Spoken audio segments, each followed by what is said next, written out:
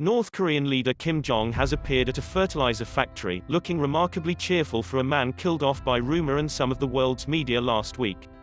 These will be carefully staged and timed photos, but what can we learn about the North Korea rumour mill from this and past episodes?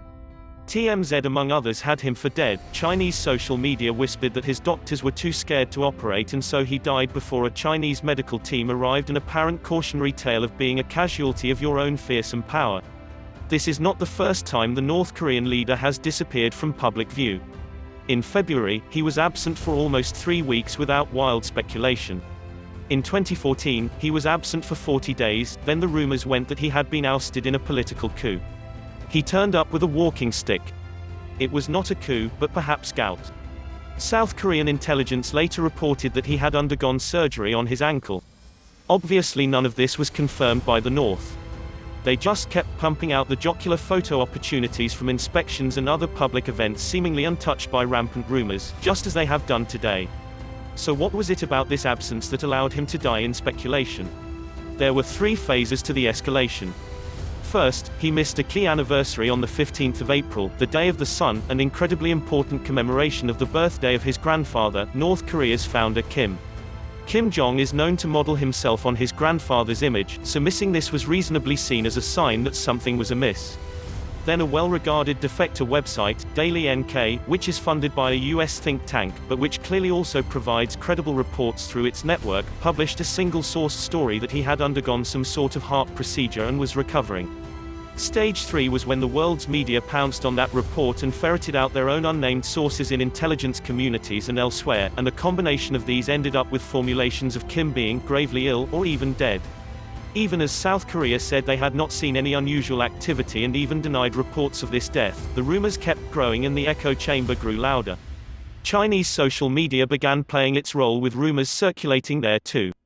In none of this was there any actual evidence. There were some very insightful analyses of train movements and activity around the resort of Wonsan that seemed to weigh on the side that he might not have expired yet. So where do these sources who fuel speculation that spirals in the media actually come from? Surely there must be a North Korean origin somewhere. And are we seeing more than we used to? Rumors have always happened and there is historical record going back 30 years on this. There are a couple of places from within North Korea they can originate.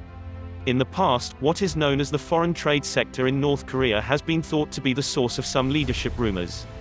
The Secretive Office 39, the department that funnels cash and luxuries back to the leadership, is staffed by overseas operatives to travel back and forth from the DPRK. There is some level of communication to the inner sanctum and its coffers, and it has long been thought that some rumors originate from some of the extensive network of operatives we know exist as testified by defectors who have worked there. Some then make their way into Japanese and South Korean media. But that doesn't change much about the nature of the information, it's gossip. If somebody works in the Central Party complex, there will be water cooler conversation. There is intense interest in the lives of the Kims, we know from accounts of people who have left. The equivalent of a water cooler chat based on 1/3 of a story can make its way out of North Korea more easily than people might assume. Rumor and gossip are very prevalent in totalitarian systems like this.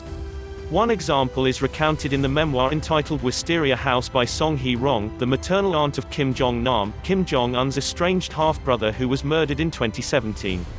She talks about coming back to the Kim family compound and how one member of staff gave her information that Kim Jong-un's family was the branch currently in favor. Notably, she makes a point of saying her source was reliable. Again, in an information black hole you take what you can get, and that is how it works with North Korea. In the fog of war there are not that many options. So the legitimacy conferred onto North Korean gossip is disproportionate. Intelligence agencies around the world will also look at open source information and use their methods to try to test hypotheses. South Korea has its ways of monitoring the North, sometimes these involve satellites, and the Unification Ministry last week said they were actively monitoring the situation and had not seen anything unusual. It's an open secret that the US sends surveillance planes, this time it was reported in the world's media. They were checking things out. So if some of this just comes from rumor, and remember it is very easy to call South Korea from the North, not vice versa, why doesn't the regime crack down on the rumors? In 2008 conversations about Kim would happen in a closed room. Nowadays, the game changer is mobile technology. North Koreans who gossip about their leader will certainly be being tracked, but may not be cracked down on until a further opportunity arises.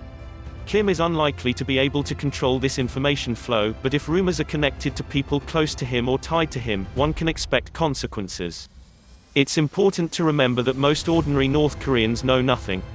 In his testimony to the US Congress in 2017, high-profile defector Thae Yong-ho said most North Koreans would not even know their leader was educated in Switzerland. He advocated using satellites and smuggling chips the other way across the border to give ordinary North Koreans access to information. In reality, the people with access to accurate information about Kim's health are likely to be just a handful. That doesn't mean rumors can't slip out, but it does mean they may not be correct. It's always been that way. In 1986, Kim Il-sung was rumored to have had a heart attack. It was fake even though it was reported at the time. In 1990 to 1992, Kim Il-sung and Kim Jong-il were shot to death on a train platform by the military, so said the rumor that was clearly not the case. There are 3 different accounts of a coup in North Hanyang Province, of the 6th Army Corps, a company that has since been disbanded. We believe something happened, but the details are not clear. Then there is the rumor that Kim Jong-il died in 2003 and the country was being led by a body double. Like everywhere else in the world, gossip still happens and rumors still circulate. Unlike everywhere else, we are left to the whim of the North Korean state to confirm or deny whatever they so wish.